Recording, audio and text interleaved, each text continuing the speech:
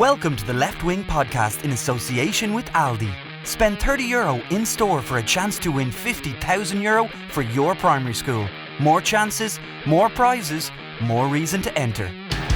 Taylor, O'Driscoll, Morgan, extra man is Fitzgerald. Oh, Fitzgerald is cutting back inside! Leinster have another!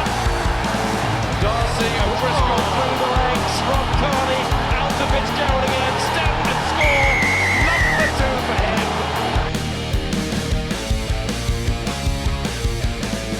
Hello and welcome to the Left Wing Independent.ie's rugby podcast in association with Aldi. I'm Will Slattery, delighted to be joined in studio on the week of weeks, the biggest week in the history of Irish rugby by Luke Fitzgerald and Fergus McFadden. Lads, hello.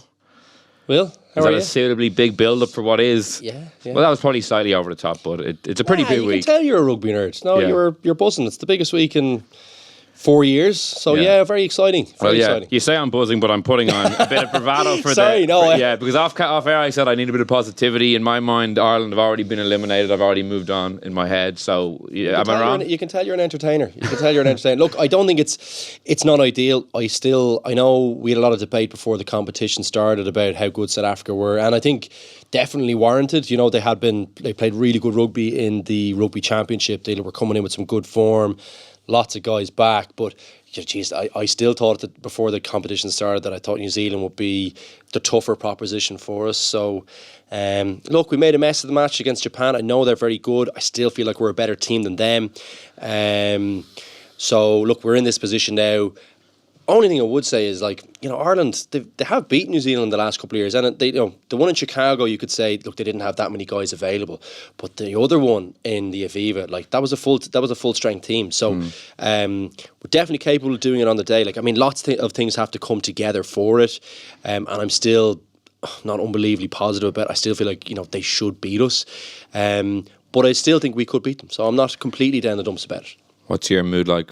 You're wearing very fancy clothes today. I don't know if is that an indication of your... I thought there was a dress code this evening for the biggest week in Irish rugby. You're the only one. I'm very much right. Yeah, we have a big bumper blockbuster guest for this week of weeks. Scott Fardy, Leinster star and former Wallaby star, will be joining us in a few minutes. But yeah, what's your mood like?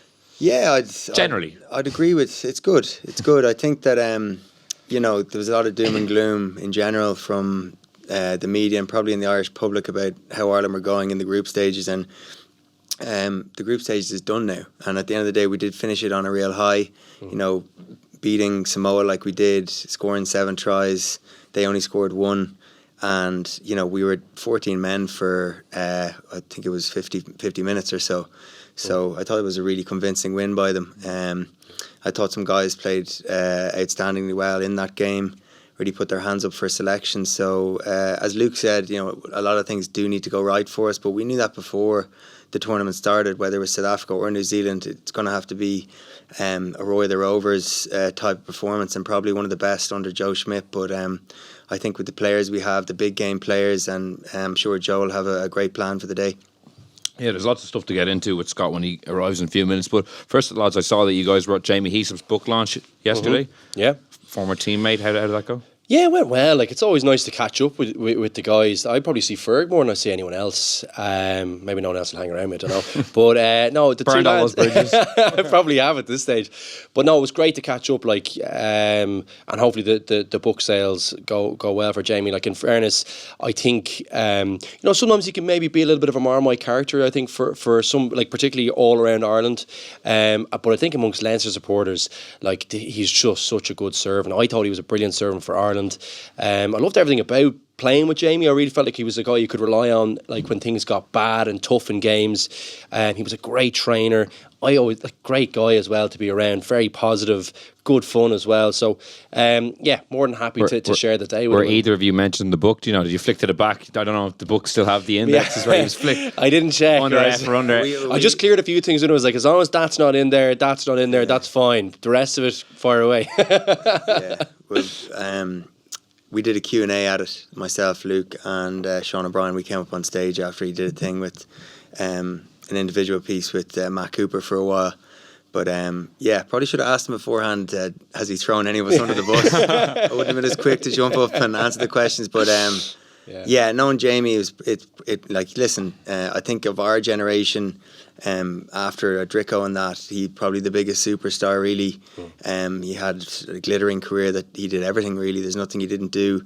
I'm sure he was gutted to miss that Grand Slam that Ireland had, that would have been his second one in 2018. But if he hadn't have picked up that injury, he'd be probably the most decorated Irish player along with Rob Kearney. So I'm sure it should be a good insight into his full career. Interesting guy as well, though, Will. Like, the stuff off the pitch, like, you don't always share that stuff with each other. You know, like, when you hear about him kind of like sleeping in a tent and stuff for like pre-season and all this, kind of like an oxygen chamber or whatever the fuck it was. Oh, excuse my language, whatever it was. But he, like, he's an interesting character. Like, he tried his very level best to get the most out of his career. Now, it ended in a very disappointing way for him. But he can look back and say, very much like in the mould of a Peter Stringer or maybe not so much Jerry Franny, but like guys who were just brilliant trainers who really made the most out of their career. Like Jamie, like, look, he's a brilliant athlete in that naturally, and a smart rugby player. He probably, doesn't get enough credit for that. But he really looked after himself well and got like an amazing career. Like the stats, like not injured for like 10 years. I like how you just swiped Jerry Flannery there. So he had lots of injuries. But sorry, I was putting him in the category in terms of like how hard he trained. And the shape he was in and that. Like Flannery was an unbelievable trainer, but I think he probably had more injuries. I think Stringer's probably a better example in terms of comparing someone who had like so few injuries, Would either of you ever read a former teammate's book just to see what... No. Have either of you ever read one of them? Yeah. Being completely honest, I haven't read one. No, I haven't. I'd be lying if I said I did. But it's kind of funny when you've been that close to some of the guys, you kind of know most things that have happened in their career. You know most of the stories, and an awful lot of ones that probably aren't in the book as well. Aren't in the book. Is it an odd sensation when someone is releasing a book about like something you've been so heavily involved in? Like, is it a bit strange that it's not a normal thing to have your life? I know it's not directly one or either of you, but like you're kind of fairly involved in a lot of these things. Do you know what I find interesting? Interested to hear Ferg's opinion on this one, but I always think like it's amazing how when you have like 30 people in a room, how differently 30 people see it, like, and how like, everyone's still focused on their own internal thing, and you probably have a few things that, yes, the group is very much on the same page with, but there's loads of other stuff that, like different dynamics and relationships with the coach or with other players. Like, I always find that's an interesting thing. I like when I ever read any passages of them or anything like that, they're the interesting things for me, is when I'm like, geez, I was in that room. That's never even occurred to me to think like that. Or, oh, geez, I never knew that they had a falling out with the coach. Or, do you ever find that stuff? Well, I think that's going to be obvious. I think from different people are going to have different experiences with different coaches. It's clear that Jamie and Eddie O'Sullivan don't see eye to eye. I think he said that, and supposedly he goes into that in his book. But on the flip side of that, Jamie and Joe Schmidt, they do have a great relationship. But he was the first name on Joe Schmidt's team sheet for his whole career. So of course that's going to alter your view on the coach and on the person. So it is interesting. I'm sure it is interesting, some of the stuff he has in the book, and for the public, I'm sure it'll be a great read. Have either of you ever been like blasted in someone's book or like anything? Or I don't know. It says you've never read them, so you don't know. No, I remember Jordan Murphy said something about me, and I actually did. I read, like, I looked up exactly what you said. I looked it in and I was like, where am I in this? And I said, I see like mentioned twice, and I was like, oh yeah, it was like never a fullback. And I was like, oh, that really pissed me off. I was like, that guy like wouldn't tackle a big dinner. Do you know what I mean? I was like, and he's kind of giving me stick in his book. But that was the only time I've ever actually like picked something up and gone, oh, that's kind of interesting. And I actually loved Geordie. I got on unbelievably well. You did. He was so nice. But then I was like, that bastard. I was like, but look, again, only a rugby opinion. You can't take. You don't want to go into Hodges and Fergus after this and just go to every rugby book and just see like under your name and see what's not really, because like as Ferg said, like you're kind of you were kind of there for most of them anyway, unless I was probably injured for them. But like, yeah, other than that, you were kind of there. So I think you probably have your own view. Like, as I said, the only interesting thing I probably could see myself being interested in anyway is like a different opinion on something. Maybe that, like, I was in a room and I was saying, geez, I don't remember it like that, or I don't even remember that happening. Those things I might find interesting. But other than that, you were kind of there for them. So it's hard to get too interested in them. Will either of you ever do a book? Never say never, I suppose. Probably a bit late for Luke at this stage. Well, Fergus, if he needs a few quid, Luke will come out with one there. Could be crawling back all my the tail old between my stories be going legs. up. Do you know what? Hopefully I've not. such a bad memory that I probably wouldn't actually. I don't think I'd remember enough of my career. Well, you're Plus, probably- most of us on the most of us sitting out injured. You're probably the only player on that Grand Slam team who hasn't released one though. Yeah, but I don't think you being injured is a reason for you not to do a book. If anything, I think the public like to hear the road less travelled as well. You know, I think that the books that the likes of Paulie O'Connell and Dricko have done their stories are incredible, and they're 1% of a rugby population who have a career where nothing really went wrong. They were always picked and all the rest. But for guys that did, fall the wrong side of selection and get injured at tough times in their career, not make World Cups, then make other World Cups. The ups and downs of a professional sporting career is very interesting for the public to hear about, because oftentimes they only see the good stuff. Has that convinced If you are, if anyone is listening there, I am available. No, I'm not. Do you know what? I just don't feel like it's an interesting take, because there's two views. I suppose I just feel like most of my stuff will be pretty pretty grim, you know, pretty coming back from an injury, and I feel like it'll have a fairly similar theme across the board, where there was goods coming to a really good, playing a few months in a row or a few years in a row, everything going really well, and all of a sudden you have to pretty much restart from scratch, learn how to walk again, learn how to use your arm again. Sounds pretty compelling. This isn't a sell, by the way. I just feel like it'll be kind of that, and that's all I'll have to tell. And also, as I said, my memory for stuff is so I remember some things really vividly, but for large portions of it, it's a blur. That's what the ghostwriter, i.e. me, is here for. Yeah. I was wondering where you were going with this. Why do you think it was 10 minutes just to get to me pitching myself as a potential ghostwriter? Yeah, look, sorry, people I just feel like people, I've read other sports, Roy Keane's books and those things. I always were growing up, Nadal's book, Agassi's book, they were class reads, just real different personalities, how they were brought up. But Agassi's book is fairly dark, and I know he had an unbelievable career, but you obviously read it, so you know this. He goes into how much he probably hated tennis towards the end, and he was kind of just playing it for more financial reasons, and that they're the kind of stories that people want to hear. Really, they want to get behind the closed doors of what the person is actually like and their personality, and the kind of the hurdles that they had to jump through their career. Really, yeah. I read 2 books with Brian O'Driscoll, and neither of them, I don't remember a single thing about either of them. It's the kind of it is, as Ferg says, the kind of the more, not necessarily darker stories, but ones that aren't maybe as straightforward. For O'Driscoll, getting dropped in a lines test was the only real kind of his career time when he. Although he did talk about different things, sorry. Do you know what I found interesting? At that, I think the book you're probably talking about, or maybe it was the one previous, was the part about where he was actually still getting picked in all the teams, but he had a massive loss of confidence. Because I do remember him asking me at the time about Enda McNulty. And I never really thought anything about it. I actually didn't know he'd gone to see him. Because all the lads that the previous year, it's funny because I was the first in with Enda. It was me, a guy like Dave Moore, who was a young guy, and myself and Dave kind of met him, and David Gillick, the sprinter. And all the guys were kind of asking me about Enda McNulty. And I thought it was because pretty much they got him into Leinster just after, because Cheika was asking me, Jamie Heaslip was asking me, all the senior guys were asking about him. And they kind of got him in afterwards, I think. And Cheika obviously really bounced off and really liked Enda. But I didn't realise that, Jamie ended up having a brilliant relationship with Enda throughout his whole career. But Dricko actually went to him as well and found him really good in a period in his career when I wouldn't have noticed. I thought he was still brilliant, but he wasn't scoring any tries. He told him to watch clips of his old tries. But that's to remember but the things feeling. like that. Sorry, sometimes sport is so funny and it just turns. That's sports psychology 101. I could have told him that. Yeah, exactly. Was he getting paid for that session? But sorry, that was interesting to me because I was playing next to him. We were playing next to him, and I never knew that he was struggling with his confidence. I always just thought, geez, Dricko's bulletproof. He's just one of the best of all time, and he just wouldn't struggle. So. There are interesting things like that, and it probably ties in with Ferg's point about people want to hear about the stuff, the tricky stuff during your career, the tricky parts, and maybe the challenges that you had. Not all just the great stuff and the good times you had together, because you know, is that interesting? You probably watched it all with them and you could understand the crack, or maybe you couldn't. But like, who cares about every piss up after a big win unless you were actually at it? You know, well, that's why Tiger Woods' story is so much more interesting now. And obviously, he's one of the, you know, he always has been.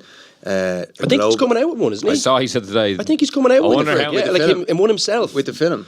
Is it with a film? Is it? Look, obviously that would sell unbelievably well. But my point about him is that he was always a global superstar, and you know, the first kind of black golfer to really break it, and he's such an iconic figure. But at the same time, his fall from grace was almost more interesting for a lot of people, and then for him to get back up again and to win the Masters. Like the story, it was just an unbelievable. It's an unbelievable sporting story of someone coming back from the dead, really, and people love to hear those tales. They do, yeah, no. Well, we could talk about book proposals all night, but now it's time to turn our attention towards this weekend in the World Cup quarterfinals. I'm delighted to welcome into the studio Scott Fardy. Scott, thanks for coming in. Thanks for having us. It's good to be here. Yeah, it's a big week for not just Irish rugby, you know, for your own Australia as well, and for a few other countries as well this weekend with the World Cup quarterfinals. But we'll start with the Ireland-New Zealand game, if you don't mind. I was telling the lads earlier, I'm a bit downbeat. I don't know how good our chances are. Like, how do you see the game just to start off? Yeah, I was thinking about it on the way here. I was thinking, geez, they haven't leaked many tries, have they? And Scotland put a few tries on Japan over in the last game there. So, Ireland's defence has held up pretty well, and that's something that those November, you saw the first England game, obviously, or the only England game in the warm-up games, they struggled defensively. But, I think the defence has held up pretty well. And you can win a game 6-3, 3-0, whatever. So, while the defence holds up, they're a chance. Yeah, just 2 tries conceded. And I guess that's something that hasn't been touched on that much. When you're facing such a daunting prospect with the All Blacks and their ball in hand ability, that could be very important. Well, it is. Like, it was interesting last night. We were talking to, I think it was Sean O'Brien, or maybe yourself, mentioned it about Andy Farrell and having like a big impact in terms of the defence, and his record against New Zealand has been really good. Like, he's, obviously is it 3 out of the last 4 he's played them with the Lions, obviously if you include the Lions. So whether he stumbled on something that maybe he feels like, if we can be aggressive in this area, if we can be kind of very organised and disciplined and execute on the plan defensively, we can kind of stifle them and we can frustrate them. And you saw, I think South Africa had parts of the game where they definitely were able to do that. So look, you can do it. I just feel like it's a huge ask. I think everyone would recognise that. It's not exactly a light bulb moment for anyone, but look, they have a few things there that they could rely on. Like, they have a few performances there against them where you can say, yeah, look, we can go back to that. We have beaten these guys. So it's not, all is not lost. I just think it's a big ask. Yeah, for how relevant are those 2 games or the 4 games that they've played New Zealand under Joe? I know from the Irish perspective, having listened to the lads this week, they are referring to them a lot. Whereas conversely, like naturally the All Blacks, where they have been beaten a couple of times, they're not really putting much stock in it, or so they say. Well, I think as a team, it's always going to be in your subconscious, particularly when you're a supposed untouchable like the All Blacks, and I don't think many other teams would have the strike rate we have against them under this particular coach. So, 50% win rate against the All Blacks, and the game in 2013, we kind of got robbed at the end of that as well. We should have won that match. I think just back to Scott's point about the defence, I think it is a great one. I don't think many people have touched on it. I think when we did beat them in Dublin, our defence was outstanding. They didn't score. I think it's the first time they didn't score a try in maybe over a year or something like that. But I just feel with this fixture, we have to start well. I think when we beat these top teams with Joe Schmidt, we started very well in the game and took an early lead. I think if you cough up tries or 6-9 points against the All Blacks, they're very hard to peel back. So the start of the game is going to be pivotal.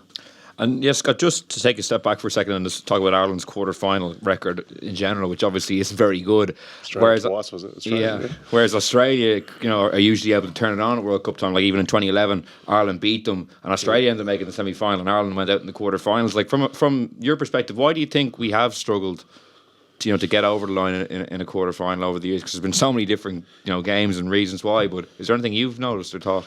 No, not really. Like, I think every team's different, and the team's evolved, over the last, 12 years or whatever. You look at the last World Cups, like you go back, the game was so different when they lost those other quarterfinals. It's not relevant to this squad that is playing today, because these guys have won a Six Nations. Most of the guys, a couple of times, they've won European Championships. They've played big games and performed. So it's the relevance between between those, the past World Cups and this current squad. Maybe you look back to the Argentina game or last World Cup, but Argentina came out very hot in that game, and obviously with the injuries Ireland had, there was the depth was tested. But in the past, I don't think you can look back too far. I think that these guys have achieved a lot already in their careers, and they can manage this situation. I think that's a big point, because I think lots of people will be talking about the last kind of quarter-final against Argentina, and as Scott said, we've talked about it loads on the show, if you take, there were 5 really top players out of any team, it tests your strength, but there's no team, if you took New Zealand in the last World Cup, their 5 best players, so you think Ireland had Payne, O'Brien, O'Mahony, O'Connell and Johnny Sexton out. If you took Carter, McCaw, Retallick, Conrad, Schmidt out of that team, that would have a massive impact on that New Zealand team as well. I don't think they'd be the same either. So I'm not saying that they wouldn't survive better, but I'm just saying I think that was a pretty unlucky situation to be in the last World Cup. And I do feel like, if there's any coach that can get a team up for a big game and have a really good game plan that everyone can really believe in, that makes sense to everyone, and there's a group of guys that, you can get a group of guys on the same page to deliver it, it's Joe Schmidt. I really believe that. I think we're in a great position to go and do something special, but I just will say at the same time, I don't think we've seen the best New Zealand yet. I think they look really good for patches and struggled against South Africa, but I feel like I'm just worried about it. I feel like the time off for them, I think, will really benefit them. But it'll be probably been 4 weeks since they've really played together, because they played Namibia and Canada where there would have been a lot of rotation. The Italy game was cancelled. Maybe clutching at straws a bit here, but is there anything there for for their key guys not to have played in a long time? Brody Retallick has been out since the Rugby Championship with a shoulder injury. He's coming back in, having not played any rugby. Anything there for? Yeah, I think you could argue that. I think Retallick definitely would have liked another game against Italy.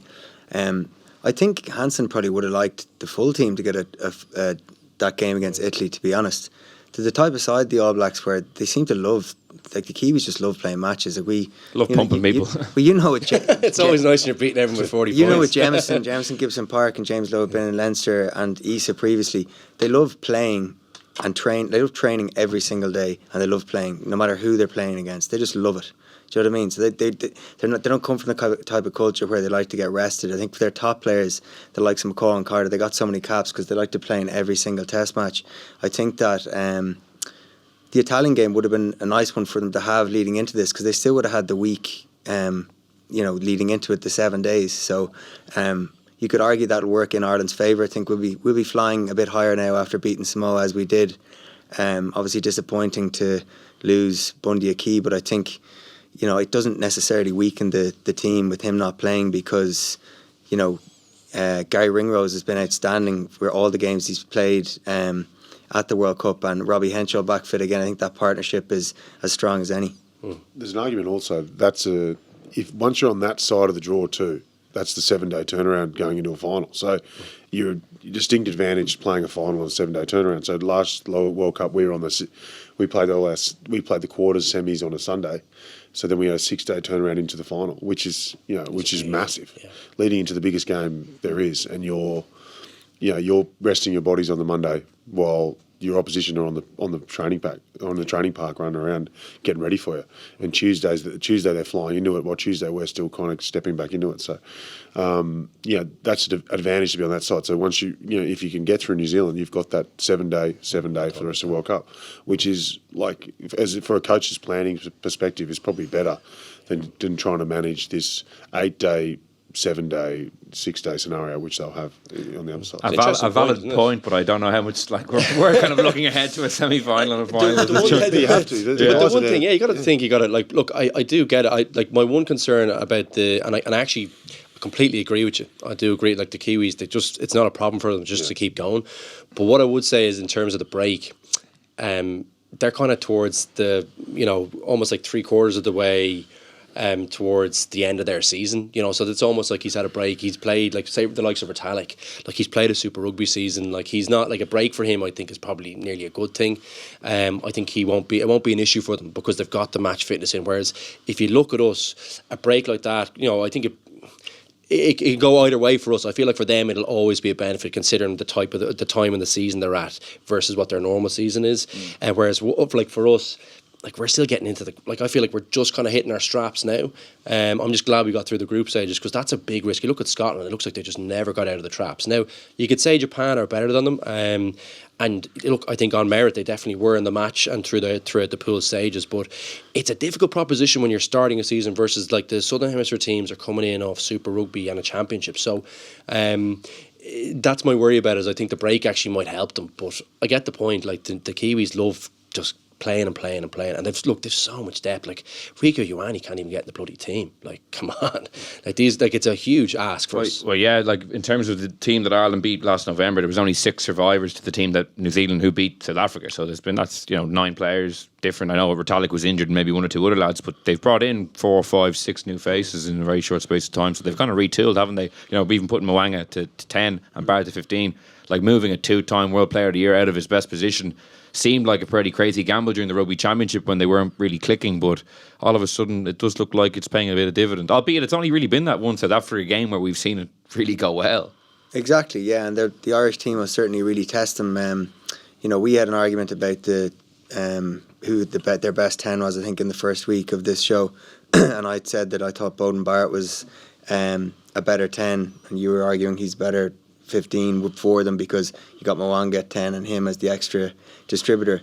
But I think that the reason they have Mwanga there is because of his kicking percentages. I don't think he's missed many kicks at the World Cup so far, and if you look at those 2 games Ireland lost against the All Blacks in Chicago and in Dublin, I think Beauden Barrett missed 2 or 3 kicks in both games. So think of like 6-9 points in this type of match is huge. So I think that could play into the All Blacks' favour, the fact that Mwanga will be there and they'll have a lot more certainty from the tee. And Scott, just on Brodie Retallick, someone you've obviously played against a good few times, like Steve Hansen, like immediately after he got that shoulder injury, just started to stall and say, I'm bringing him, I don't care if he's not fit until the quarter-final. It shows how much faith he puts in him. Like, why is he so good, do you think? Well, I think they run a lot through him, and obviously line-out time, he's very good at line-out time defensively and in attack and maul defence and all those things that second rows are good at. But then they love to play to him in a shape in the middle of the field where he plays a forward short, or they go out the back, which gives him really good width and attack. So he always seems to be the man in the middle that does that. So he has a massive influence on how they play, and defensively he brings this kind of aggression that. Probably some of the other guys might not have as much, but he's their real kind of aggressive linchpin, I think, as well. He brings a great balance to it, I think, doesn't he? Like, I think like that second row pairing, alongside Whitelock, like they remind me very much of a both a kind of Matfield or a Johnson and Kay. Like, they just have the little bit of deft touches. They've also got the gritty kind of gnarl if they're in a bit of a battle. I don't know about a Johnson Kay for the deft touches. Well, maybe, sorry, but like Ben Kay is getting a great boost. Kay, but I think Martin Johnson was actually quite good around the pitch and that, like very smart operator and that. So that'll be my view on it. Maybe I'm wrong. Scott will probably tell me more. But sorry, they were great. They're a great partnership, and I think most great teams have a brilliant second row partnership. I think you look at England, it's probably why they've been playing really well. Look at Saracens, a brilliant second, like it's your engine room. I think the reason Hansen's brought him is based on that, is that he recognises his importance to the team. As Scott said, like, he's a link man for him. Like, he passes back. Like, he's twice the passer I was ever, and I play in the centre. Like, he's an unbelievable ball handler. I'm just unbelievably impressed with how calm he is at delivering stuff, even to the backs. His decision making to drop it to the forward. Like, he's as good as some of the 10s in the tournament. Definitely, he's class there. But everything else, like the impact physically he has, like you mentioned it there, like the tackling, the mauls, like he's involved in everything that's really good about New Zealand, I think. And as you said, like there's lots of other guys that like might have the deft touches and that and are very skillful, but he brings everything to me. They always look about 10% off when he's not playing, I feel. They'll win all the time and they'll go well, but when he's not playing, they're just slightly off. I think he's so important to them. Like I think he's probably the top 3 players in the world. I think he's every year. Right? The only type 5 forward to ever win World Player of the Year, and him and Whitelock were both missing that game in Chicago when Ireland finally beat them for the first time. But just to move on to maybe the tactical battle, like Luke referred to Joe Schmidt earlier, obviously, and the game plan he might bring. Do you expect it to be? Will there be anything new in it, or because there has been people hoping that maybe Ireland have been keeping 1 or 2 things for a quarter final against one of the big guns? Do you expect that to be the case, or will it be very much what we've seen before, just executed ideally really, really well? No, he'll definitely have 1 or 2 trick plays I'd say we've never seen before. That one he pulled out against the All Blacks in the Aviva in November in 2017 when we beat them 16-9. That try that Stockdale scored where get the ball off the top of the line out, Johnny goes out, gives it to Bundy a key on a switch line, he throws it to Stockdale. That was pre-planned because Joe would have looked at their pack thinking that they're going to tear across the pitch, looking to get to the first breakdown and get set defensively. They've probably been doing that in a load of previous games. He probably identified the space is going to be there, and it was. Stockdale had a one-on-one, chipped it over the top and scored a try that really won that game. So I think if Joe can pull out one of those trick plays in this match, it could be the difference. And just in general play, do you expect him to kick the ball a lot? Because it had, that's worked well, I think, in the 2018 game. Will they use that again? Will there be anything else they try to do to get on top? I'd say you could definitely see more of that. We all know how much the emphasis that Joe Schmidt puts on winning that aerial battle. That's been a huge part of his game when he was with Leinster, and even more so since he's taken over with Ireland. I do think we can go after them in the air. I think Beauden Barrett's very good at fullback with the two wingers. Stockdale and Earls, you'd like to think they can make a scrap out of the quality of kicks that Conor Murray and Johnny have, putting on the money every time. And it just gives us oxygen into the match. Joe uses that as a real energy booster, and it's often the tactic when we're kind of not really making hay around the middle of the pitch. Do you think there's a chance they might go after... I obviously think this, but I'm interested to get your opinion. It could be a great way to get under Beauden Barrett's kind of skin a little bit in a big pressure environment in a quarterfinal of World Cup. A few high balls with all the lads, literally tearing down on them, just smashing them early doors. It can really shake your confidence, if you drop one of them or, and the pressure gets on, it gets the spirits up. I think, I get it, he's so bloody dangerous. If you have a bad one, he could really hurt you. But if you got a good one, a few good ones in a row, it's nothing worse. We've both been there in the back of the field. There's nothing worse when you're having a bad day, dropping a few at the back. It breaks your heart. Because everyone, you can feel all your pack going, you moron, just catch the bloody thing. You can feel Jordan Murphy sharpening his pen for his next autobiography. Exactly, yeah. But I don't know, do you think they'll go after him at all? Or the crowd going, It's always a nice one when you drop a ball in the backfield. Try being over in the Dragons in Newport, the abuse. But anyway, go on. Yeah, I don't think you can put so much value on that. I think that, as I just said, without repeating myself, Johnny and Conor's kicking is so good, and usually it's on the money. So the onus is on the guys chasing it to tap it back. And I think that... it could be a good avenue for us to get into the game, but I don't think it'll be the first port of call. But I think when we're not going anywhere in the middle of the park, or we're trying to stab the ball in behind, at the end of the day, Ireland play their best when they're playing that pressure rugby style under Joe Schmidt, and I think it's definitely a way of going after the All Blacks. Well, it's interesting because when South Africa kicked loosely against New Zealand in the pool game, that was the 2 tries in 2 minutes. It was 2 kind of box kicks were a little too long. Stevie Reese and George Bridge ended up finishing one, Scott Fardy the other one. So it's kind of a risk and reward one. If the kicking game is on, it can be very, very effective. But if it's not, it could cost you 14 points in 2 minutes. The flip side of that is that if you kick loosely to any test team, you'll usually cough up a couple of tries. But the All Blacks are the best in the business, the best in the world.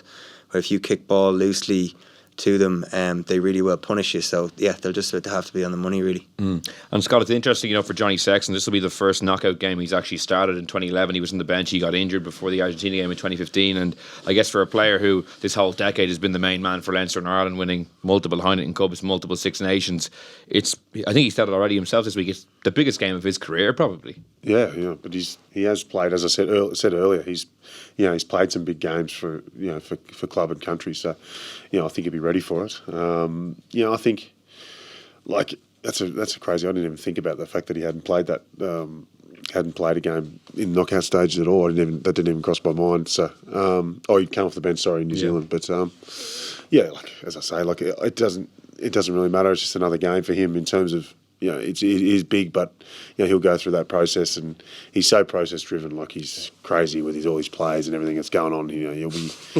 So that's his way of getting everything ready mentally to get him on. I think Ireland can use it as a real mental advantage because when Johnny Sexton plays well, Ireland generally win, and when Johnny Sexton is playing, Ireland generally win. I think there was a stat saying that he's won 18 out of the 20 games he started for Ireland, something like that. under Joe Schmidt. So it's the level of importance. It points it out to everyone. He's pivotal under the Joe Schmidt game plan. He always has been, even with Leinster. And when he goes well, Ireland usually do as well. Yeah, I find it funny. Like, people are always like, "Oh, they're so reliant on him." They're so, like, he's the best player in the effing world. Like, any team is reliant most of the time on their best player. You know what I mean? Like, I don't know why it's always used as a stick to beat Ireland with. Obviously, the best player in the team is generally very important to the team. Well, he plays very much the quarterback role. Like, he's like, everything that Ireland do, like, goes through him. I think what I loved about playing with Johnny was that I thought his decision making consistently under pressure was really, really good. I haven't come across a player who makes as many good decisions and has as many decisions to make under pressure in a game that makes the right one so often, and particularly when he's playing well. Like you saw in the Japan game, like when he goes, like, it makes a massive difference to the team. It's no surprise against Scotland and Samoa, even when we have 14 men on the pitch, that while Johnny's there, like, we're still humming, we're still making good decisions, everyone around him. Because what you have to understand as well, like, everyone talks about him getting those hits on the line, like, all your timing, and like the guys like Scott particularly will be able to know this, like, playing outside him, his handling ability is so good, but he can deliver things from way closer to the defensive line. Now, there's pros and cons to that, you could argue, but I think everyone's timing kind of is very much dependent on him. It's really difficult to make the adjustment to someone who stands a little bit further back live in a game from week to week. So I think it has a huge impact. And I don't know what I could do. Well, both the other 10. So if you say, Carberry and Cardi both play so much deeper. Yeah, massively. So which changes the whole game for a forward, and suddenly going backwards to get to try to build up. And with the way that Ireland play, which is such a attritional game, those meters that he makes by going forward just give forward so many opportunities, and it just softens the blow of how attritional they do play, because you're usually on top of them because of what he's done earlier in that phase, kind of thing. Yeah, and when you think about Ireland's campaign, they got so much criticism for that Japan defeat, but Johnny wasn't playing in that game. When he has played in the World Cup, Ireland have been they're really good against Scotland. With 14 men, puts them all away very easily. So, if you take that kind of big picture view, when Johnny was on the pitch, the campaign, if you compartmentalise it, has actually been pretty good. Yeah, and I think, like, for me and Luke that have played with, the best of their generation, the likes of O'Connell and Dricko, who were captains of Ireland, and now you've got Johnny there, who's directing everything. But he's the type of player, and Scott will agree with this, I'm sure, he's the type of player that he actually inspires people around him, like the messages he'll be saying to the team during the week, making sure the plays are perfect, but just saying the right things in the change room, not saying too much, but saying the right things, just get himself fully right. Like, he's the type of player you feel like you just can't let down when you're playing with him, because he prepares so well. Oh, yeah. Jesus, man. Yeah. Exactly. Get over it. And if you don't play well, he might not talk to you I forgot the line. Get over it, mate. Scott, was it a bit of a shock when you came to Leinster, dealing with that? As a foreigner coming to Leinster, like, I think even most of the foreigners here would be in agreement that the detail is, like, through the roof to what we do in Australia and New Zealand would be so different. The meetings go for probably twice as long. The line out, we're just sitting, so it's hard to keep James Lowe awake. It's just the detail at Leinster is incredible, and I imagine Ireland's even more. Yeah. So, for us, we just kind of, like, as that kind of play mentality is very much the way we kind of brought up. But obviously that's been a strength of Ireland, is that detail in their set plays and defence, because for me, coming here was a totally different kind of defence system than I'd been taught in and was doing at Super Rugby and Test Rugby for so long. Interesting, and yet we've never reached a quarterfinal, past the quarterfinal. Final. So maybe that's why. Yeah, we're too detailed. And it was interesting to hear you talk, Scott, because I'm actually really interested to hear about, like, the journey to the final. Like, I mean, is it as attritional as it sounds? Like, where you, like, is everyone just hanging on? It's like 8 weeks of, like, do you know what I mean? Like, that's my sense of it. Is like, when you say the 6 day turnaround was massive, like, the Aussies are all down for a pistol play. Yeah. What was it like? What's the journey like too? Because it's just like, it must be unbelievable being just in the highs final. and lows of that. And then with, like, Scotland was so close to going out in the quarterfinal. So, like, I remember I told someone the other week, I had, like, I was getting my floors done in my gaff back in Canberra, and I was like thinking when Bernard Foley's lining up that kick, I was like, my gaff's not ready. Like, I can't go. So you better get this, you little bastard. So he kicked it over, but then the semi was like the semi-final versus Argentina was. We started really well. I think we went 2 tries up, but they just kept coming and coming and coming. And that team was so fit, the Argentinian team, that obviously they knocked off Ireland. Easy. Put a lot of points on Ireland. Their attack was just like crazy. And when you play the Argentinians, it can be a very tiring game because they just throw the ball around. So you just got to stay connected as defensive line. The entire game, you can't switch off. So like I remember after that Argentinian game, I got a real bad cork. They came off for about 70 minutes, but then I couldn't run for the first half of the week trying to get ready for the final. And you probably don't sit there and enjoy it enough. That's probably the one regret I have from that tournament is that I didn't enjoy it as much as I should have. Like I was just concentrating on the next. We were so focused, and we'd check. He's got you in this. He's not too intense. No, he's not intense at all. He's pretty chilled. Yeah. We've been pretty chilled about the whole time. But we were so focused on everything. You institutionalised at that time. Like I said to someone the other week, it was like you hadn't done your own washing for 6 months. Like you hadn't cooked a meal for 6 months. Like you'd just been like in this you're probably just so focused. It was crazy. And then it wasn't until I flew my old man over for the final, and like he was after it, he was like crying, like going, I can't believe you played a final. And I was like, oh, Jesus, that's actually massive how much thing. it means. It's my old man, I'd never seen him cry in my life, and there he is, like really upset, or like not upset of the game, but just like proud and. It was all the emotions. Yeah, as you say, because we talked about it before the tournament, you're so long in camp. It's such a difficult journey to go on. Like I know, it's unbelievable you're at the World Cup, but it is, it's draining. Yeah. It's like bus after bus after, repacking the bag, training gear, all the usual, all that Jesus. stuff. What did Michael Cheika say before the World Cup final? Did he have some outrageous speech or something? No, I think it was he had some outrageous speeches the whole time, but deep him on his head. He loves that one. I don't care what they say. Always us against them, pretty much, like as you've seen with this tournament as well. But I remember it being pretty emotional. We'd been on this long journey. We'd come a long way because in the end of 14 we were a bit of a mess, and we'd lost a lot of games on the tour. I missed the tour, but we lost a lot of games, and then we had this big kind of build up, and getting to know getting our identities together, and it's very different here in Australia to what it is in Ireland. I find I've probably got more in common with guys sometimes from Leinster than I would as fellow Wallabies players. I probably have a very similar upbringing to say Ferg would, or Jeez, man. Yeah, been crazy. Killed airman. You must have had a tough upbringing. We had a similar kind of lifestyle. I grew up on the wrong side of the track. You have a similar lifestyle, for me, to a lot of things. And then you've got a lot of Pacific Islander players and so we're kind of trying to get that whole thing together. Where probably when you come to Leinster and Ireland, guys are pretty similar. Come from the same. They've probably known each other for 20 years. And the Czechs have a mantra because I always remember with us, we used to have a thing, every year he'd come in with something different, we're trekking to, for the European Cup, we're trekking to the highest mountain in Europe, it was Mont Blanc, so he'd we're at base camp now, did he have anything like that, anywhere kind of journey you were all on together to kind of help we visualise or whatever? We had diaries and stuff where we'd all write in the diaries and, feed back into him, and so everyone, that was kind of cool. To me today. Yeah, he yelled at me again. Said I was soft. And then so it was. Yeah, we had was all kind of building into that. We'd actually said we were so focused on saying we're going to go out and win the final. And that's what I was saying with the Ireland thing. Even though they're in the quarter versus New Zealand, in some ways you just go and beat them because you just got to be focused on winning 3 in a row and just winning it. So we were so focused on just winning 7 games. We'd openly talked about it as a group. We were we got to win 7. So when we lost the last game, it was shock. We're not doing this. We had all our bonuses kind of thing. We're going to go for it. Your floors get paid for it straight away. My floors going to I get save off my floors. All the bonuses were we're going to win it. We as a collective, we were we're going to win this World Cup.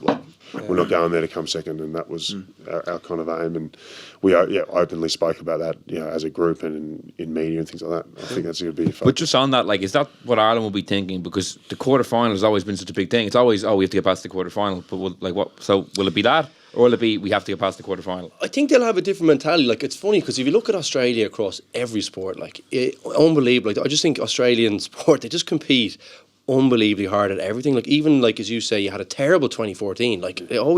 You guys could have a shocker. And rugby obviously isn't that high up in the fourth or fifth, probably fifth biggest sport. Yeah, I know it's not the biggest sport here in terms of rugby, but the sporting mentality in Australia, savagely, they always seem to look at the cricket, they just perform so well at the highest level. They always seem to overachieve, and I think it's because they have maybe a slightly different mentality to the Irish mentality. The Irish mentality is don't get too far ahead of yourself. We're the underdog, and we love to play that card. I think that's probably changed a little bit in the last couple of years with the success of Munster, Leinster, Joe Schmidt having. We always talked about not being able to be consistent.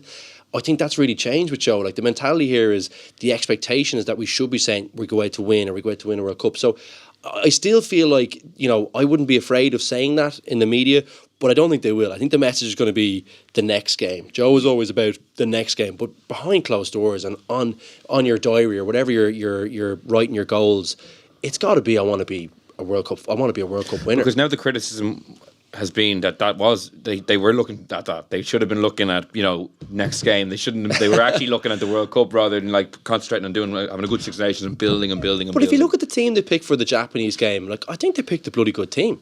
There was plenty of quality in there to go and beat the Japanese team. They didn't.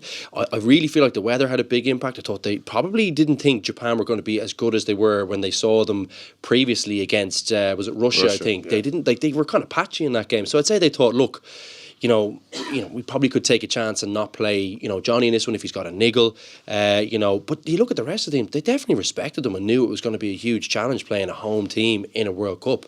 So I just think they just underperformed in that one. I don't think they would have taken that one lightly. I just don't think it's in Joe's DNA to do that either. Or most of those guys, like James Ryan, like Tyke Furlong, Peter O'Mahony, these guys, they're going to win every single game they're playing.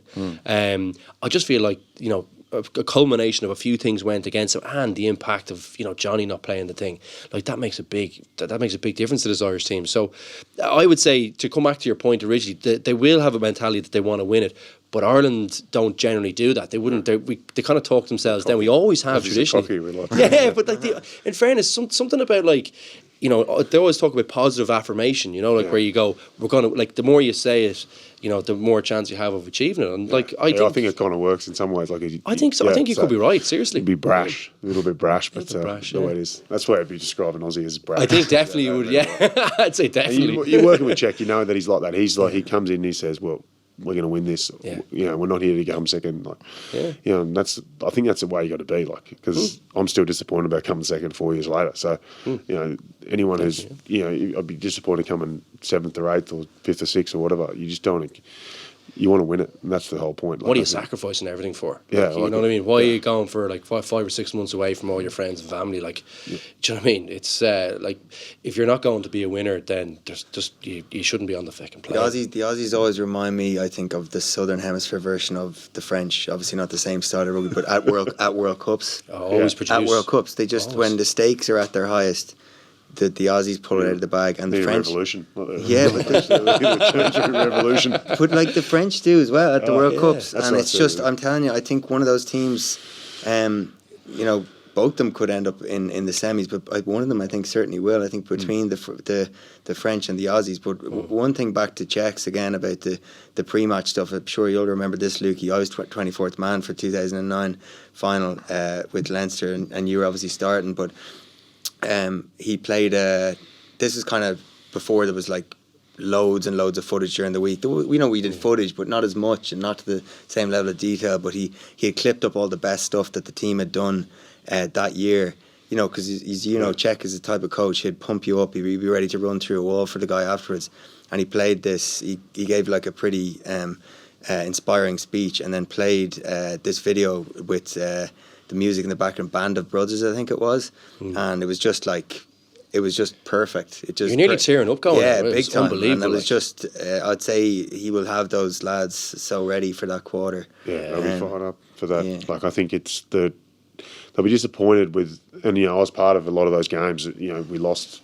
Probably 6 in a row, I think, to England. Which since you beat them at the last World Cup. Beat them in the last World Cup, yeah. So they've obviously taken learnings from that, and obviously Eddie's come in and done a great job. But they look at they've been such a good team over the last 4 years and so hard to beat. And Australia have had their moments where I think they just lost like big moments in nearly every one of those games. We kind of lost big moments, and England get an ball doesn't go out and they kick it through and score and things like that. Those controversial decisions and stuff like that Czech was carrying on in Twickenham, and everyone loves it. It's great fanfare. But he's as entertaining as the match to watch, isn't he, man? He's unbelievable. Like he's so wound up. Like as much as Joe puts in the time, like no one wants it. Like I've never met someone who wants to be a winner more than Czech. Seriously, like he's proper chippy about it. He's a born winner, I think, or competitor anyway. Like, and the Eddie Jones factor makes it interesting as well. Him being an Australian. Like, what's the view in Australia about how he's conducted himself? They start the week like straight away getting into each other. Like they're really good friends as well, aren't they? Were playing in Rugby together. Yeah, they're from the same club. Like everyone's from Randwick in Australia. Like, they all go to the same club. But I'm the only person that's not, I think. But they all I think that's the way the game's going at the moment. Anyway, like there's Kiwi coaches all around the world, and you see the top 3 probably teams that have gone through in Ireland, Wales, and England all have foreign coaches, and have gone to Japan, a foreign coach. Class, So Italy have got a foreign coach. Like everybody's got a foreign coach except probably the French, who have really struggled with that next. Is catching up to the other teams. So, but interesting, as you say, that we could still see anything from the French. Oh, they're just such an unknown quantity, and it was interesting. Bernard Jackman was actually interested because we had this conversation about the French coaches, and he said it's actually really difficult in France because every other country usually just speak in English, bar the Argentinians, right? So they speak English, so it's really easy to get like a cross pollination of like really good ideas. Like it's no problem for an Aussie coach or a New Zealand coach to come to England or Ireland or Wales, Scotland, wherever it is. But France, the language barrier makes a massive, massive difference.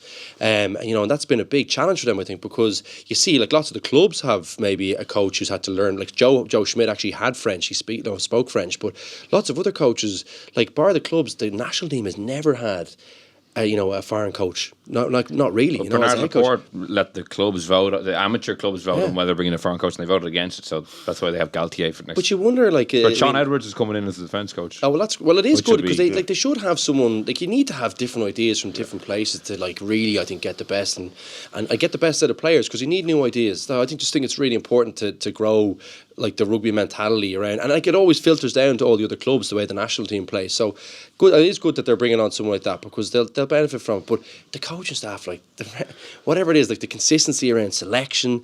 Apparently, like when you ever talk to the French guys after some of the games in the Six Nations, they were like, "Man, you guys are pretty good today. You had a good plan," and like you'd ask them about theirs, and they'd be like, "Yeah, it was like." I remember talking to some of the guys. I won't name who, but they were like, "Yeah, the coach basically told us to play like a train. So basically, just follow the pole the whole day. Like play like a train was like the team of the week." And we were like, "What? You never had a chance, mate." Like we had Joe Schmidt like going through every tiny part of your game. So, and you always hear like all these player revolts in the middle of the competition, but they've so much quality. It's like they almost need that to do well at World Cup. It is like they thrive off controversy or something. Yeah, I think the athletes they have, some of them are just phenomenal. Dupont's probably the best 9 there is, I think, at the moment. Good. He's so good. When he's on fire, for Toulouse, he's just so hard to contain. Yeah, like so of the kind of outside of the Ireland game, of the 3 matches this weekend, for like there's 3 kind of fairly obvious favourites in England, Wales, and South Africa. Like, which of the 3 games has the most likely upset? Do you think?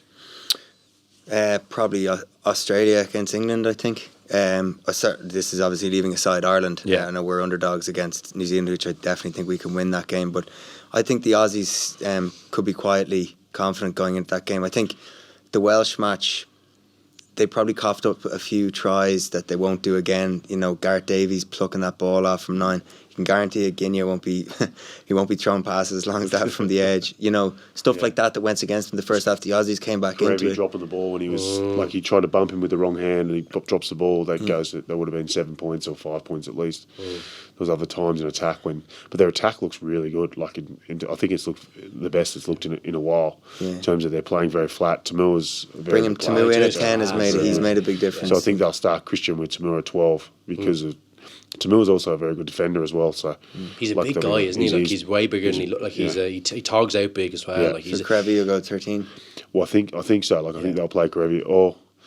Yeah, it depends. Like O'Connor gives you that link as well, so they might stick with that 12-13 run. But could they play O'Connor at fullback though? I don't think they Could will. change. There's more chance of playing him on the wing, isn't there? Yeah, I think Haley Petty will play fullback. I think he's been really good. He was really good versus Wales. I thought that was his best test he's played. So I thought he was excellent. And obviously Corabetti's on the other wing. So Reece Hodge is now back available for selection, so they might go with Reece Hodge as well. In saying that, I think that I don't think they'll beat them, but I think it could be like a one-score game between South Africa and Japan. I still think that Japan are being underrated after what they've done. I think what they did to the Japanese, the Japanese did to the Irish in that game, was vindicated after you saw them how they played against Scotland. They just got an unbelievable plan. They're really well drilled, and they just looked like a really confident team. The ball handling's brilliant for them. It reminds me of the year that Connacht went on that run in the league, and every time they took a big scalp, everyone was like, okay, they're going to lose. They'll lose the next one, and they'll lose the next one. And everyone kept saying it, and then eventually they went and won the whole league. Obviously, Japan aren't going to win the World Cup, but like as you say, they've been playing so well. They play with no fear. Yeah. I just think I couldn't agree with you more. Like they look so confident. But they're a great way of looking at say when you're a smaller team. So Ireland essentially are a small team usually, and Irish teams are sometimes to play that way and tire out big teams is. They're playing a different brand of footy than probably other teams are, and I think it's great to see that a smaller team can compete if they do the basics right, the fundamentals right. Their ruck speed is class, so good. They're the perfect team, the perfect style to actually pull apart South Africa as well. Yeah. I know South Africa have such powerful big men, but they keep moving them around like they moved Scotland. And like Scotland tried to throw the ball around. They were out in their feet at times against Japan. If anything, I felt like Japan took the foot off the gas in the last 15 minutes after going ahead. They just tried to maintain by two scores. Yeah, but I think they should have such confidence going into that game, and I think that the South Africans will definitely be in fear of them. And for you, having spent time in Japan, like how great is it to see their emergence and just what it's been for just the tournament, but for the rugby culture there in general? Yeah, it's great to have. I said before the tournament that I think this is where the World Cup needs to go, to these places, and you see the Football World Cup went to Japan in 2002 and went to South Africa. Obviously not a football stronghold by any means, but it needs to go around the world. And I know, although we've had these controversies with typhoons and things like that, like I think it's been a success to have a home nation, have Japan go really well and have a different kind of setting than Europe. Obviously, you'll probably come back to Europe every year or every 4 years, but I think I think USA and Canada is probably the next place they need to go in terms of hosting a tournament to push the game out to more and more people around the world. Particularly when they're trying to expand it over in the States. I think it's a great point about the States, because there's such potential there. They love the contact over there as well. Like I just look at it, because we all talk about kind of like the Rugby World Cup, the pool stages. Like it's hard to stay interested in because some of the matches aren't that close. But this World Cup has been unbelievable. Like Uruguay beating Fiji was a brilliant result. That was a class game. You know what I mean? And then you have things like, the Japanese performance. Like there's 180 million people there. You know what I mean? This place, like if they actually took an interest in it, and they look like they are, like that's what we need. We need more of these teams to be a real threat, so that we have group stages where you're like, geez, like anything could happen here. Like because the quarterfinals we're always going to have enough good teams there for those ones to be really competitive and compelling, and an audience is going to be there for it. But pool stages, there's lots of them where you're saying that the timing wasn't great for some of the games back, particularly in the Northern Hemisphere, in the mornings and that. So that's difficult to get a real crowd behind it. But if you had good games, if you had more teams, if you had the US really putting it up to teams, I think that we need more of these kind of nations. I think it's a great point. We need to be spreading the game, because you can't just have 8 teams that have a realistic chance of being competitive even, and probably 2 or 3 teams that can win the thing. We need to spread the game. I think this could be the turning point for Japanese rugby though, because the first step was the Sunwolves, obviously, and they've kicked on. Yeah. But for Japan to get to the quarterfinals, first tier 2 nation to get there, when they're hosting the World Cup, think of how many young boys and girls are going to take up rugby in Japan off the back of this, and this could really kick them on. So we'll start bringing this to a close now and getting some predictions, but just to finish up on Ireland, New Zealand, if Ireland are to win this game, what does the victory look like for you? How does the game unfold? Is it going to be a tight game like the one in November? Is it going to be like Chicago and it's kind of a bit helter-skelter? What does a winning performance for Ireland look like for you?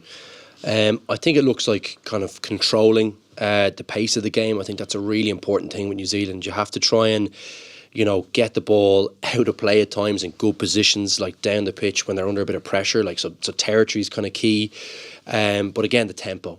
Got to control the tempo. You got to play at your pace. There's times when you're going to have to survive really long passages of play because everyone on their team is a really good athlete, is a really good passer. The ball is a real running threat. Nearly the whole team is. So there's going to be periods where you're going to have to survive probably long periods. But I think that's the key of the game. And then like, can you compete at set piece? Like the one thing that gives me real confidence in this Irish team is actually the front five. Like that's, most games, I think if your front five can get slightly on top or get parity, you have a good chance of being fairly close on the scoreboard anyway. I think those games are rarely that wide apart, I think. And I just think our props, the two guys on the bench have been brilliant. Like our hookers on the bench, like Rory Best has actually been playing quite well, I think. But whoever we have on the bench, will be very strong there. And I think, that's a key part of the game. If they can get, like, if they can get their darts right for the line out, if the scrum is good, if they kick well, key points. I think they can go to the air against them as well. I think Bridges is good, but I wouldn't be so confident about Bowden Barrett at full back, getting a few high balls with Robbie Henshaw, Rob Kearney probably at full back, Jacob Stockdale bearing down on you with good kicks from Conor Murray and Johnny Sexton.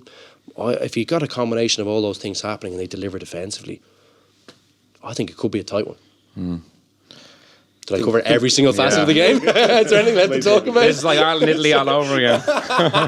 Will you just shut up? I think no, certainly not with a lot of the points. I think it's going to have to just be one of the best Joe Schmidt models in terms of a Joe Schmidt performance that this Irish team has put together. Everyone knows it's probably the biggest challenge that this group of players under him have come up against. So that comes down with the way Ireland are playing under Joe Schmidt, and when they've played and beaten the big teams has been winning set piece. So scrum and line out's going to have to be 100%, and potentially scoring off one of those launch plays that we mentioned earlier on, and go after them in the air like you said. Yeah, and just before we get the last prediction, Scott, anything that Ireland you think have to get right? Well. Yeah. Like if they defend well, really well, like they did that November game, then they're a chance of winning the game. So I think that's their big thing. Like if you look back at that November game, they got one try off that set play, so they'll get an opportunity and they take that, defend well, they're in the game. That's all they have to do. So obviously, set piece is a huge part as you've already mentioned. But I think set piece defence, inner defence, put pressure on them. You look at South Africa in the first half in that opening game, that line speed they were taking at them the whole time. Sat them down. But then one guy doesn't come up. They make a line break, they get a yellow card, there's 14 points straight away and the game's over really. You can't chase them. They need Nigel to bloody ref to break down as well. Yeah, it'll be a mess, I think. I think I just hate that I'm talking about him. I really hope. I thought we got Wayne Barnes was the word last night, but I think we got Nigel. I'm really worried about that. I hope he actually does his job and referees the game, and is not there to tell jokes with players. Just ref the bloody game. It's too big. If he lets me down, I'm gonna go for him, because I just think like he's burnt me too many times now. I just feel like Luke is gonna fly over. I'm honestly gonna criticise him because he just gets away with murder. The guy gets away with murder. Like he just doesn't ref the game. I'm worried about that because New Zealand they're really clever playing the ref. I just hope he doesn't fall for it and the pressure doesn't get to him. He needs to ping them if they actually shafted. It was actually, I think it was Australia in the rugby championship, like 3 pens in a row on the line. Those were like, then they turned it over eventually, but like didn't give a yellow card, didn't give a pen try. Oh, just don't shaft us. Just please don't shaft us. Yeah, what do you think of Nigel Owens as a ref? He's actually got to be ref. Ref by him, Will's looking for some controversy. My favourite Luke can say what he wants about the ref. Me and Scott are still playing. Big Champions Cup game in a few weeks' time, fine, you can hold fire on that one. Okay, we'll finish off with some predictions. First, go around the table. Wales, France, which way do you see that, Scott? I'm going to throw, I reckon just France will win. Just randomly, I think France will just pull something out here that we haven't seen yet. I'll go back to their first half in the Six Nations, where they were dominant in the first half and then threw it away in the second. But literally threw it away. Literally, yeah. So I think if they can get 60 minutes of the way they played in the first half in the Six Nations, then they can win that game. I think it's a toss of a coin. It's an unpredictable match, so you don't know what French are going to turn up. But I think Gatland's last tournament with this group of players, I think it's going to be a big performance from the Welsh. I think they'll win. I think so. I think they've kind of had the French guys numbered the last year, and you can't really bully Wales. They're such a big team. I'm gonna go with Wales. I think Wales. South Africa, Japan, Scott. I think I want to say Japan, and I'm obviously cheering for Japan in that game, and nothing against South Africa, of course, but I think South Africa will win, but it'll be close. I think about 7 to 10 points, like in it, not much in it. I think you kind of half want to pick Japan. I think I'm going to throw a corker in here and just go for Japan. That was my France. I'm going to do a France right here. Yeah, I'm going to say Japan. I just imagine how good it would be for the competition and for World Rugby. We pointed out all the positives that it's bringing them getting this far in the competition, but what a story it would be if they could do it, so hopefully they can. I think South Africa will about 20 points. They could beat them well. I'll bet you coffee from like 20 points. What odds are going to give me? Will they give me like 3 to 1? 3 coffees. I could win 3 coffees. What's the line on that? Yeah, exactly. Get them a venti. 3 to 1, I put a coffee on, yeah. That's a tough fella. No, I think 20 points. I think they'll beat them A well. venti versus a grande. I'm not sure if the sizes are right. I don't know, yeah. But yeah, I think they'll beat them. I think they'll just have too much like size off the bench as well. I just feel like they'll get on top of them and they beat them well. And the big one for you, Scott, England, Australia. Australia. I've got to say Australia. It's purely heart-based. But, yeah, Australia by 15. Oh, there you go. Typical Aussie. 15. If they win, they'll win well. They won't win just small margin. Think, no? Yeah. So if they do win, it's going to be like they win well. They start well, keep playing well. Yeah. Fair enough. I think the English will win. I think it'll be a 1-score game. I think it'll come down to discipline. You're not very good. Yeah, exactly. I think the Aussies will give away too many penalties, and I think the English will win that match. I think England, yeah. I think their front five will get on top of the Aussie guys, and I think it'll be hard to contain. They miss Billy Vunipola. Is he out of the boot? Is that confirmed he's out of the boot, or if Billy Vunipola doesn't play? What I saw is he's very likely to play, but you wouldn't know what. He could have lost a foot. Well, there'd be a big impact if they lost him, but I think their front five will just have a little bit too much for the Aussies. I think. What about Chelsea Cobley? Is he okay? Yeah, I think he's fit to play. He's alright, is he? Yeah. Okay. Yeah. No, he did pick up a knock, but I think I haven't heard of it. I haven't heard it. Yeah. So the big one, the big prediction, Scott. You don't let these lads can't come back into the change room, man. Ireland, New Zealand. Will Ireland finally get to a World Cup semi-final? I'm not ready for him to come back, so I'm actually enjoying it. It's good crack without him here. Yeah, I think Ireland by 5. Just. It's got to be an upset there. So if I say all 4 and upsets, then I'm a chance of picking one. Exactly. Yeah, Genius. Genius. 300 to 1 accumulator that I think Scott has just mapped out there. Yeah, I'm gonna be optimistic as well. I'm gonna say Ireland. I think we've got this group of players have come a long way. They've done so much together, and as you say, the changeover in the All Blacks team, there's been a lot of different changes they've had. I don't think they'll have put under this type of pressure before by a team like this Irish side, so hopefully we can do it. And before the November fixture, I asked you, and you thought Ireland would be pumped by like 20 points. I didn't think that was a pumping, to be honest. I thought it was like 2 tries and maybe 2 pens. But like 20 points is a... But 2 tries and 2 pens, and the worst loss to New Zealand, like they can really put a score on you if you play badly. But this time around, I think New Zealand will win. I think it'll be tight. I think Ireland will go out on their sword, which is kind of on their shield, however you like to word that. I'm not sure I've got that wrong. But whichever one it is, I think they'll go out on it. And I think they'll put in a really big performance and they'll do us really proud. But I just feel like New Zealand will have the edge, I think. Well, so much to play for. Hopefully we're back here next Tuesday talking about the first ever World Cup semi-final, but either way it'll probably be a cracking weekend. Luke, Fergus, Scott, thanks so much for coming in. That's all we have time for on the Left Wing this week in association with Aldi. We will be back next week with another podcast reviewing all the quarter-final action, and in the meantime you can subscribe to us on iTunes, SoundCloud, or listen on independent.ie. So until next week, thank you so much for listening, and goodbye. The Left Wing Podcast in association with Aldi. Spend €30 in store for a chance to win €50,000 for your primary school.